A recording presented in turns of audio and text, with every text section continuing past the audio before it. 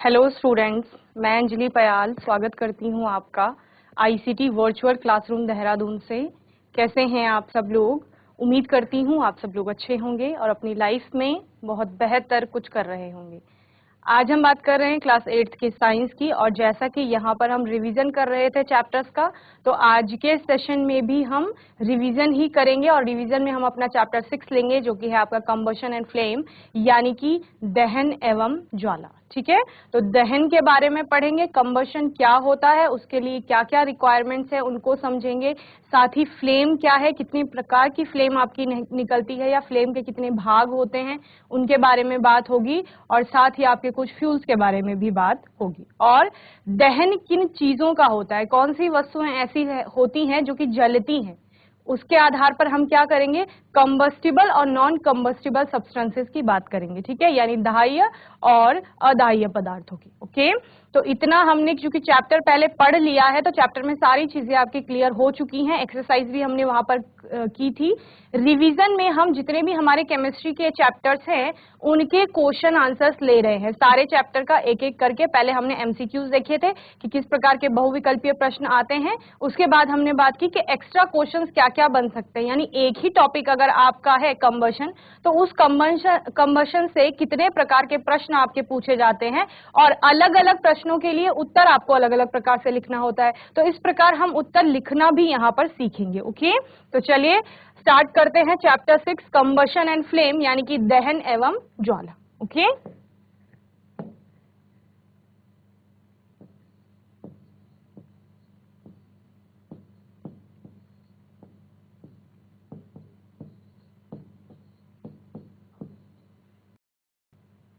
और इसमें हम इसके क्या कर रहे हैं, प्रश्न उत्तर। ओके, तो प्रश्न उत्तर यहां पर देखेंगे। पहला प्रश्न देखेंगे। पहला प्रश्न क्या है, question number 1, name the most common fuel used in Holmes, यानी घरों में उपयोग होने वाला सबसे कॉमन जो आपका क्या है, साधारण फ्यूल जो होता है, यानी ईंधन। ठीक है, चलिए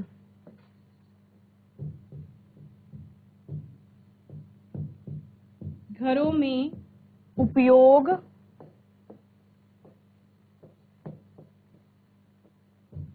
में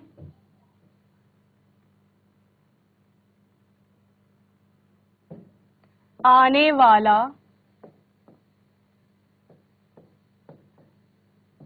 साधारण या सामान्य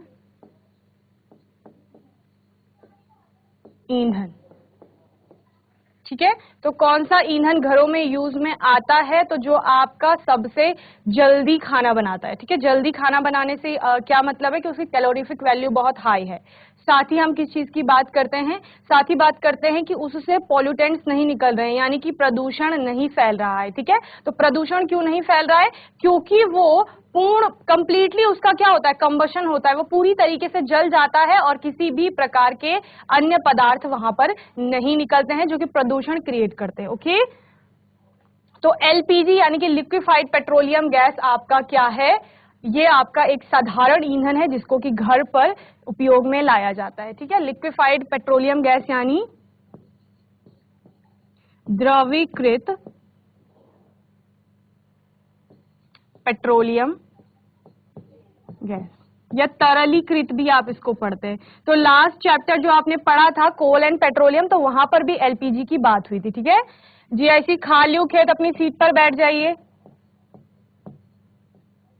अब देखिए, एक ही क्वेश्चन से आपके कितने प्रकार के, एक ही टॉपिक से आपके कितने प्रकार के प्रश्न बन सकते हैं। एलपीजी, एलपीजी स्टैंड फॉर, यानी कि एलपीजी का फुल फॉर्म लिखिए। पूर्ण संक्षिप्त रूप में अगर एलपीजी लिखा हुआ है तो उसका पूरा नाम क्या होगा, तो आप लिखेंगे लिक्विफाइड पेट्रोलियम गैस या द्रवीकृत पेट्रोलियम गैस। घर में देखा होगा आपने, किचन में जो सिलेंडर होते हैं उन सिलेंडर को हिला करके देखना। हम बोलते हैं कि उसमें गैस है, जब हम उसका रेगुलेटर ऑन करते हैं तो तब भी बाहर गैस ही आती है, लेकिन अंदर जब आप सिलेंडर को हिलाते हैं तो आपको क्या लगता है, उसके अंदर कुछ तो पानी जैसा यानी द्रव के रूप में है। ठीक है, तो वो क्यों है, क्योंकि गैस को उच्च दाब पर वहां पर रखा गया है। तो जब गैस को उच्च दबाव पर रखा जाता है तो वो द्रव में परिवर्तित हो जाती है, इसीलिए वहां पर हमें कैसा प्रतीत हो रहा है कि वो द्रव जैसा है। या फिर हम क्या कहते हैं, गैस है आपका, गैस में भी फ्लूडिटी का गुण पाया जाता है, यानी तरलता का गुण उसमें पाया जाता है। ओके, तो इस प्रकार का प्रश्न आएगा। और साथ ही एलपीजी कैसा है आपका, हम बोलते हैं इसका कंप्लीट कंबशन होता है। कंप्लीट कंबशन यानी ये पूर्ण रूप से जलती है। और जब जलती है, आपने गैस जलते हुए देखा होगा, तो गैस के जलने पर ना तो कोई धुआं निकलता है, ना ही किसी प्रकार की राख या फिर कोयला बचता है, जैसे कि लकड़ी के जलने पर बचता है। ठीक है, तो ऐसा भी कोई बाय प्रोडक्ट वहां पर उत्पन्न नहीं हो रहा है। ठीक है, तो एलपीजी बहुत अच्छा फ्यूल है, इसीलिए इसको घरों में यूज किया जाता है, ताकि इससे पोल्यूशन कम हो, धुआं ना हो। ठीक है, और अन्य इससे बाय प्रोडक्ट्स भी ना बने। और इसका क्या होता है, कैलोरीफिक वैल्यू जिसकी बात हमने की थी वो भी बहुत हाई होती है। इसका मतलब क्या है, कम अमाउंट पे जलाएंगे, ज्यादा हीट प्रोड्यूस करेगा, ऊष्मा ज्यादा उत्पन्न करेगा। तो आपने देखा होगा लकड़ी जब जलती है तो लकड़ी के जलने पर खाना धीरे बनता है, वहीं पर एलपीजी के जलने पर आपका खाना जल्दी बन जाता है। क्यों? क्योंकि कैलोरीफिक वैल्यू हाई है इसकी। ओके, चलिए नोट करिए प्रश्न का उत्तर। चलिए question number 2, name the most common fire extinguisher. Fire extinguisher क्या होता है बच्चे? अग्निशामक, यानी कि जो आग बुझाने में प्रयोग में लाया जाता है। तो मोस्ट कॉमन, सबसे साधारण या सबसे सामान्य फायर एक्सटिंग्विशर क्या है? तो वाटर है। कहीं पर भी अगर आग लगती है तो पानी से उसे क्या किया जाता है? बुझाया जाता है। तो लिखिए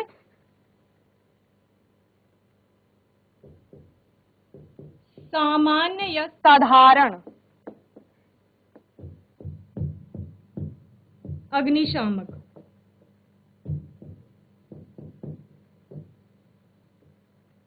और अग्निशामक मैंने क्या कहा? जो आग को बुझाने में प्रयोग में आते हैं। ठीक है,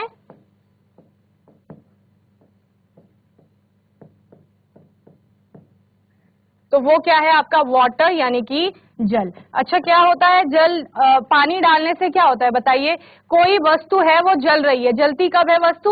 जब उसका इग्निशन टेम्परेचर से ऊपर तापमान चला जाता है। ठीक है, पानी डालने से क्या होता है? किसी की भी वस्तु का तापमान कम किया जाता है। तो जैसे ही हम पानी डालेंगे उस वस्तु का इग्निशन टेम्परेचर कम हो जाएगा, और चूंकि इग्निशन टेम्परेचर से कम टेम्परेचर पे तापमान आ जाएगा तो फिर आपकी वस्तु जलेगी नहीं, वो क्या हो जाएगी? आग वहां पर बुझ जाएगी। ओके, तो इस प्रकार से क्या किया जाता है? पानी का उपयोग करके आग को बुझाया जाता है। और क्या किया जा सकता है? एक तो इग्निशन टेम्परेचर कम किया जाता है, जो ज्वलन ताप होता है किसी भी वस्तु के लिए। अगर ये एक वस्तु है, इसका ज्वलन ताप 60 डिग्री सेल्सियस है। ठीक है, यानी 60 डिग्री पर ये जलेगी, तो जब तक 60 डिग्री सेल्सियस तापमान नहीं पहुंचेगा ये वस्तु जलना प्रारंभ नहीं करेगी। ठीक है ना, आपने देखा होगा लकड़ियां गीली हैं तो बहुत समय लेती हैं जलने में। तो गीली का मतलब क्या है? उसके अंदर पानी है, पानी होने से क्या हो रहा है कि इग्निशन तापमान तक तापमान पहुंच ही नहीं पा रहा है। वहीं पर अगर बहुत सूखी हैं लकड़ियां या गर्म है, वो जल्दी जलना शुरू कर देती है। क्यों? क्योंकि गर्म होने का तात्पर्य है कि पहले से उसका तापमान ज्यादा है। अगर ये वस्तु गर्म है तो इसका तापमान बहुत ज्यादा होगा। ठीक है, 60 डिग्री से बहुत निकट होगा, पास में होगा। और अगर ठंडी है ये वस्तु तो तापमान बहुत कम होगा, तो टाइम लगेगा इसको 60 डिग्री तक पहुंचने में। वहीं पर अगर वस्तु गर्म है तो उसको कम समय लगेगा 60 डिग्री तक पहुंचने में। इसीलिए हम कह रहे हैं कि कोई भी वस्तु गर्म है तो वो जल्दी जल रही है। क्यों? क्योंकि उसका ज्वलन ताप तक तापमान उसके निकट है, यानी पास में है। ठीक है, और वहीं पर अगर ठंडी है तो ज्वलन ताप के बीच में और उसके एक्चुअल ताप के बीच में क्या है? बहुत ज्यादा डिफरेंस देखने को मिल रहा है। ओके, तो इग्निशन टेम्परेचर क्या है बच्चों? इग्निशन टेम्परेचर वह टेम्परेचर है, वह तापमान है, ज्वलन ताप, जिस पर कोई वस्तु जलना प्रारंभ करती है। ठीक है, तो जलना प्रारंभ, आपने देखा होगा, आपने जैसे लकड़ी जलाते हैं तो लकड़ी जलाने में थोड़ा तो समय लगता है, यानी कि आप उसको क्या देते हो? आप उस पर आंच लगाते हैं। यानी जैसे माचिस आपने जलाई तो माचिस जलाने से क्या तात्पर्य है कि जो जल रही है माचिस उसका तापमान ज्यादा है। ठीक है, अभी क्वेश्चन आएगा जीआईसी पदमपुर। ठीक है, तो क्या कहा मैंने? माचिस जो जल रही है उसका तापमान ज्यादा है, उसमें आग लगी हुई है ना, तो उस लौ का तापमान ज्यादा है। उसको आप लकड़ी के पास ले गए तो आपने क्या किया? वो लौ ने लकड़ी का तापमान धीरे धीरे बढ़ाया और कहां तक ले गई? जो लकड़ी का इग्निशन टेम्परेचर होगा, यानी ज्वलन ताप जो होगा लकड़ी का। ठीक है, जब ज्वलन ताप पे लकड़ी का तापमान भी पहुंच जाएगा तो क्योंकि एनवायरमेंट में ऑक्सीजन तो है ही, तो फिर क्या हो जाएगी? वो लकड़ी भी जलना स्टार्ट कर देगी, यानी जो कंबशन, दहन की जो बात आप कर रहे हैं वो होना प्रारंभ हो जाएगा। ठीक है, लकड़ी जलने लग गई, इग्निशन टेम्परेचर से ऊपर तापमान चला गया। अब आपने क्या कहा, हमने उसमें पानी डाल दिया। पानी डालने से क्या हुआ कि फिर से जो इग्निशन टेम्परेचर है वहां से कम तापमान हो गया है। तो जैसे ही कम तापमान हो गया है, आग आपकी क्या हो जाएगी, बुझ जाएगी। ओके, क्लियर है इतना? हैंड रेज करिए, समझ आ गया है तो। कुछ प्रश्न आपके लिए भी आएंगे जिनका उत्तर आपको देना है, ठीक है। What are the states in which a fuel may exist? चलिए बताइए कौन आंसर करेगा। व्हाट आर द स्टेट्स, कौन कौन सी अवस्थाएं हैं जिनमें आपका ईंधन पाया जाता है, या ईंधन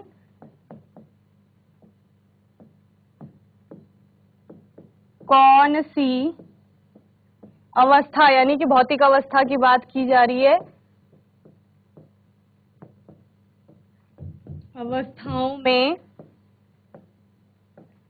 पाया जाता है।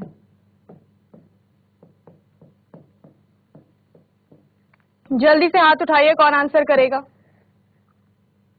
GGIC Gadarpur, GIC Padampur. चलो माइक ले लो पदमपुर, जल्दी से माइक ले लीजिए। लास्ट में एक बॉय बैठा है, आप माइक ले लीजिए। वेरी गुड मॉर्निंग, क्या नाम है आपका? भूपेश चंद्र बसानी। भूपेश चंद्र बसानी। ओके, भूपेश चंद्र गुसाई, ठीक है। ईंधन कौन सी अवस्थाओं में पाया जाता है, कौन कौन सी अवस्थाओं में आपने ईंधन को देखा है? ठोस द्रव गैस। ठोस द्रव गैस, वेरी गुड। ठोस में आपने कौन सा ईंधन देखा है बताइए। माइक दे दो लकड़ी। अपने बगल वाले लड़के को। Very good Bhupesh. भूपेश ने कितना अच्छा आंसर किया कि ठोस द्रव गैस, हमने तीनों अवस्थाओं में आपके ईंधन को देखा है। क्या नाम है बच्चे आपका?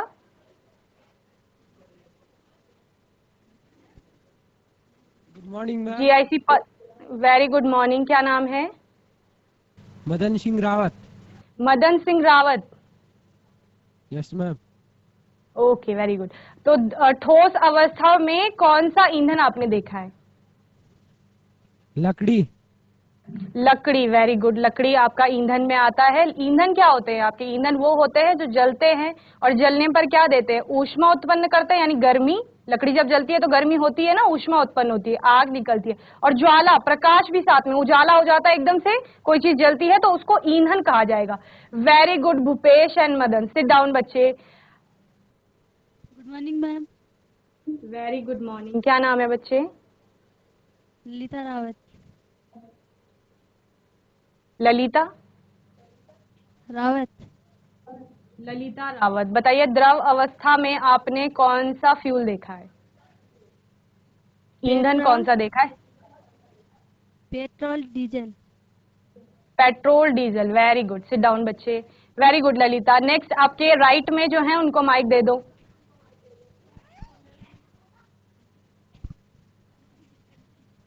Good morning ma'am. Very good morning. Rekha Rawat. Rekha Rawat. बताइए गैसीय अवस्था में आपने कौन सा ईंधन देखा है? एपीजी। एलपीजी देखा है, वेरी गुड। सिट डाउन रेखा। तो हमें सभी बच्चों ने बहुत अच्छे से आंसर किया, भूपेश, मदन, रेखा, ललिता, ठीक है। चारों ने बहुत अच्छे से आंसर किया। मैं उम्मीद करती हूँ कि आपने स्वयं से आंसर दिए होंगे, और चूंकि आपने इससे पहले चैप्टर पढ़ लिया है कोल एंड पेट्रोलियम, तो ये क्लियर ही हो जाना चाहिए कि ठोस द्रव और गैसीय अवस्था में कौन कौन से ईंधन पाए जा रहे हैं। और कोई आंसर करेगा? GIC Padampur, GGIC Gadarpur.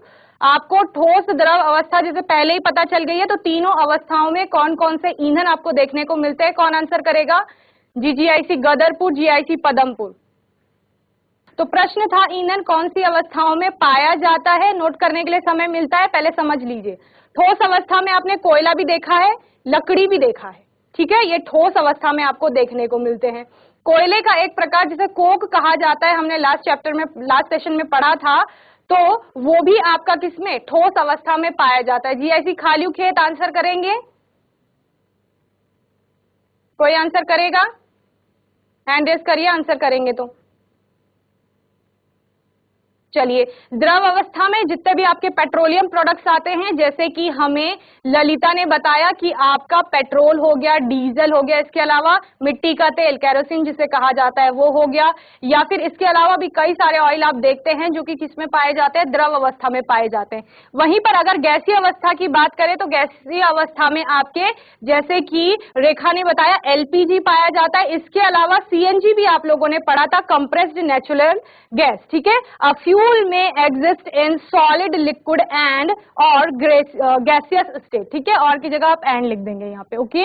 यानी कि एक जो ईंधन है वो किस किस फॉर्म में या किस किस स्टेट में आपके पाए जा सकता है, ठोस अवस्था में, द्रव अवस्था में और इसके साथ ही गैसीय अवस्था में, यानी तीनों अवस्थाओं में आपका कोई भी ईंधन पाया जा सकता है, ठीक है। और इनके आपने उदाहरण भी देखे, ठोस अवस्था में आपने कहा लकड़ी, इसके अलावा कोक की बात की आपने, जो कि किसका, कोयले का फॉर्म है, कोयला लिख देंगे यहाँ पे, ओके। और जबकि द्रव अवस्था में जितने भी आपके पेट्रोलियम प्रोडक्ट्स आते हैं, जिनमें पेट्रोल,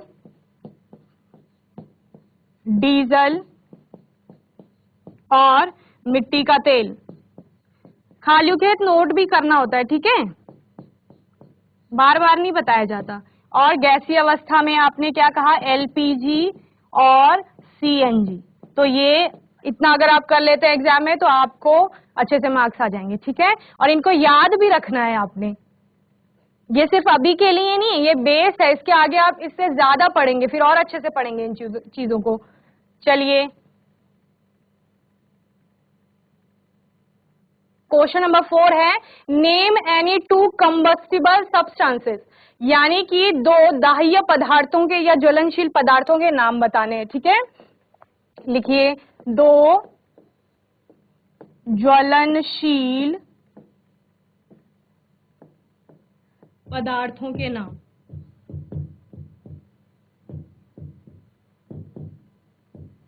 चलिए, कौन आंसर करेगा।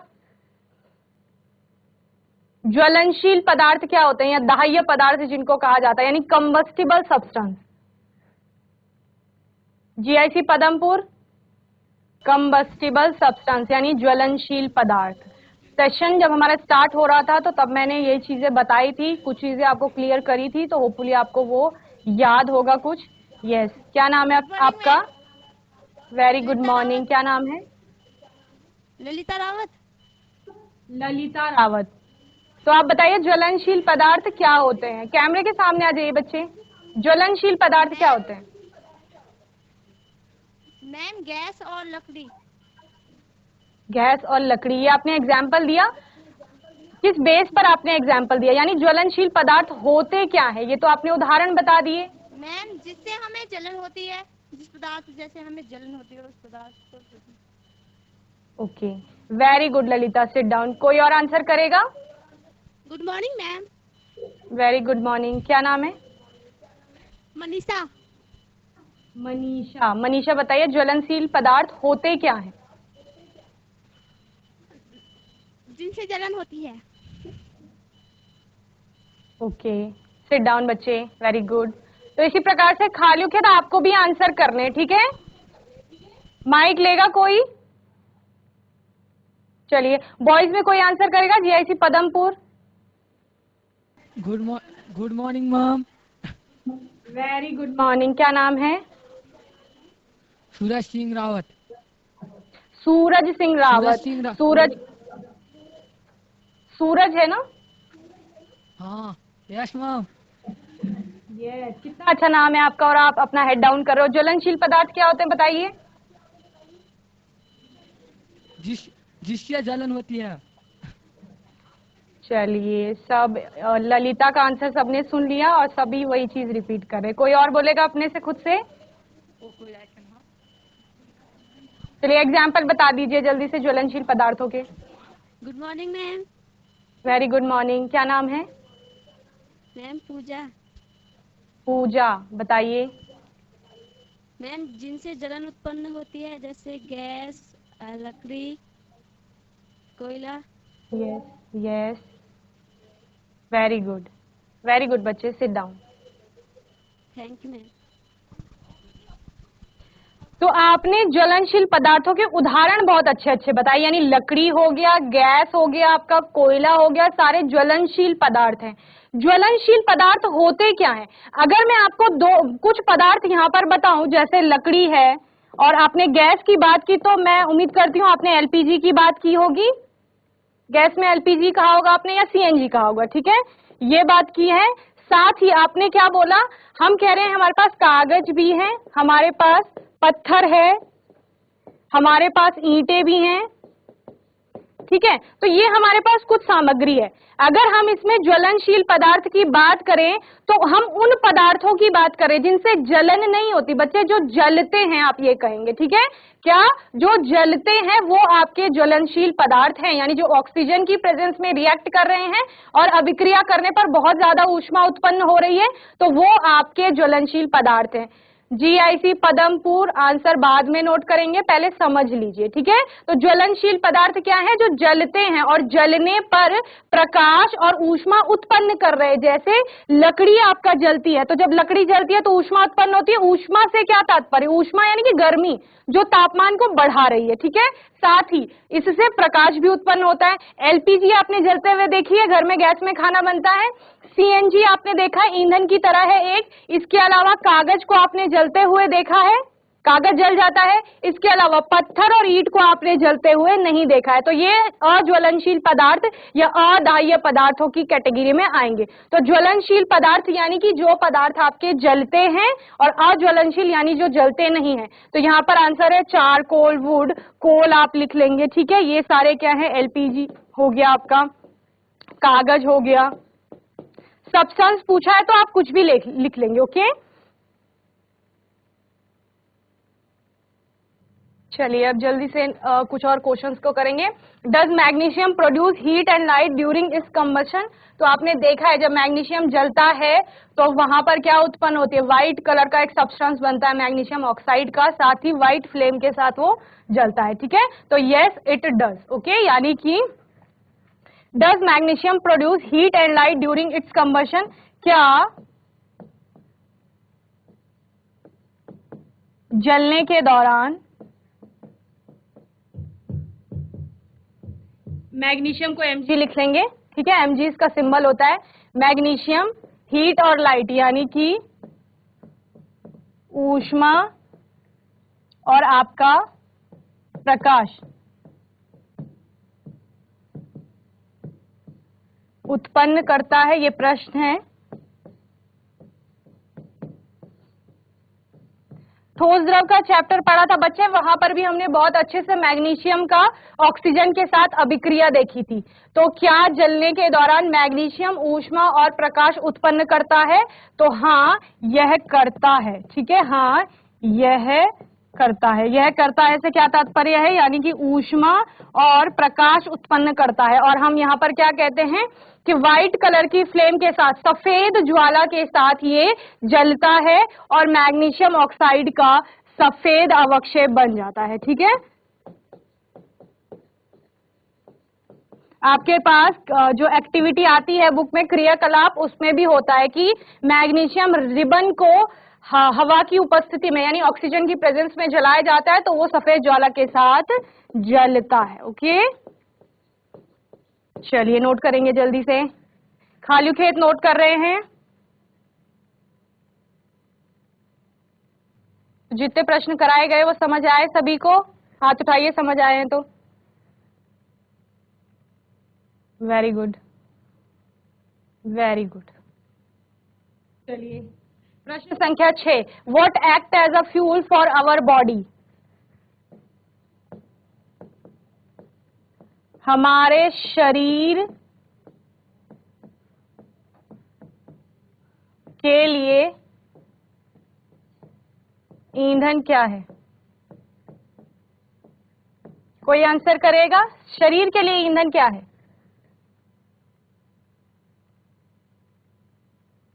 खालू खेत आंसर करेंगे बच्चे।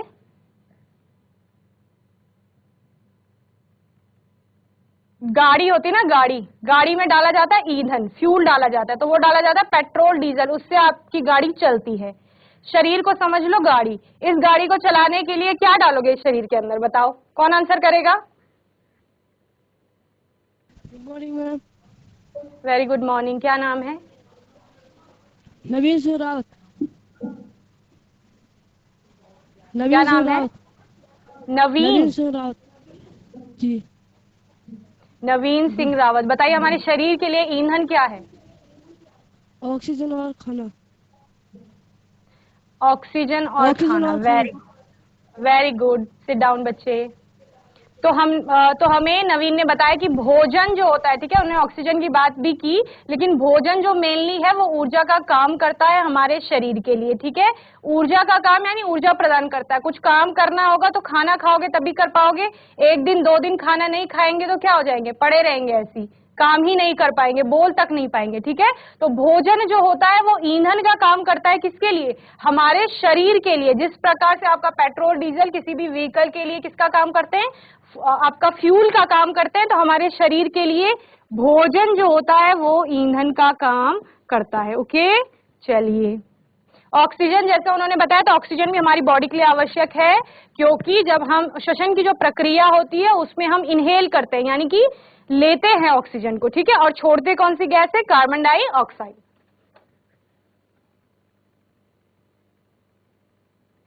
चलिए, प्रश्न संख्या 7। Give 2 example of non combustible substances, यानी कि अज्वलनशील पदार्थों के 2 उदाहरण दीजिए। चलिए जल्दी से बताइए। अज्वलनशील अभी बताया भी था मैंने।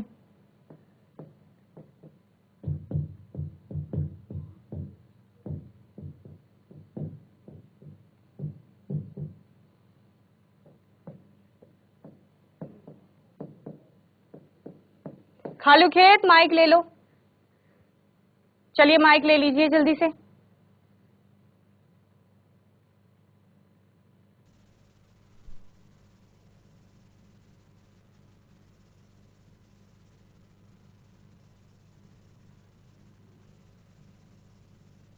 माइक ऑन करिए, ऑन कीजिए, उसमें बटन होगा ना एक, उसको ऊपर तक ले जाइए। Good morning ma'am. Very good morning, क्या नाम है? मैम सुजल सिंह रावत। सूरज। सुजल सिंह रावत। सूजल। बताइए अज्वलनशील पदार्थ क्या होते हैं, पहले तब उदाहरण बताएंगे। पहले बताइए अज्वलनशील पदार्थ होते क्या है? आज जलनशील पदार्थ वो होते हैं जो जलते नहीं है, जो जलते नहीं है। जिनमें वेरी प्रकाश गुड, जो नहीं है। जलेंगे नहीं। यस। चलिए नेक्स्ट, जो रेड बैच वाले हैं सेंटर में, उनको माइक दे दीजिए। Very good Sujal. उदाहरण बताइए बच्चे जल्दी, क्या नाम है आपका? Good morning ma'am. Very good morning, क्या नाम है? सौर्या सिंह बिष्ट। शौर्य। बताइए अज्वलनशील पदार्थ के उदाहरण। मैम कांच। कांच। मैम पत्थर। पत्थर। वेरी गुड, सिट डाउन बच्चे। और कोई आंसर करेगा? माइक ऑफ कर लीजिए। चलिए, अज्वलनशील में सुजल ने बताया कि ऐसे पदार्थ होते हैं जो जलते नहीं हैं, जलते हुए नहीं दिखेंगे आपको। जैसे लोहा हो गया तो लोहा भी जलता नहीं है, कांच है तो वो जलता नहीं है, स्टेट चेंज होगी, यानी अवस्था उनकी चेंज हो जाती है, जलते नहीं है। और पत्थर हमने देखा, ईंटें देखी है, तो ये सारे पदार्थ क्या है, जो जलते नहीं है। ओके, चलिए। वाटर, सैंड, पानी और रेत भी आपका जलता नहीं है।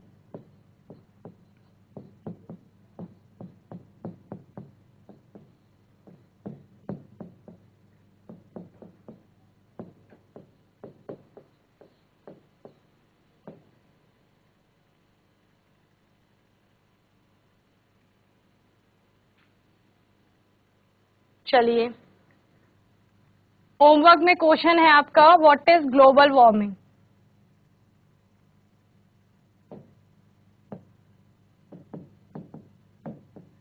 ग्लोबल वार्मिंग क्या है, ठीक है, ये होमवर्क का क्वेश्चन है। चलिए, तो मैं उम्मीद करती हूँ आज का सेशन सभी को अच्छे से समझ में आया होगा। जितने भी प्रश्न हमने यहाँ पे देखे अपने चैप्टर 6 के, वो होपफुली आपको अच्छे से समझ में आए होंगे, आपने नोट किए होंगे। इन क्वेश्चंस को आप घर पे जाके रिवाइज करेंगे, जो ये होमवर्क में दिया गया है इसको बहुत अच्छे से नोट करके, लिख के और तैयार करके लाएंगे इस टॉपिक को। और साथ ही कोई डाउट होगा, मन में कोई प्रश्न होगा तो आने वाले सेशन में आप लोग पूछ लेंगे। और तब तक के लिए आईसीटी वर्चुअल क्लासरूम से जुड़ने के लिए धन्यवाद।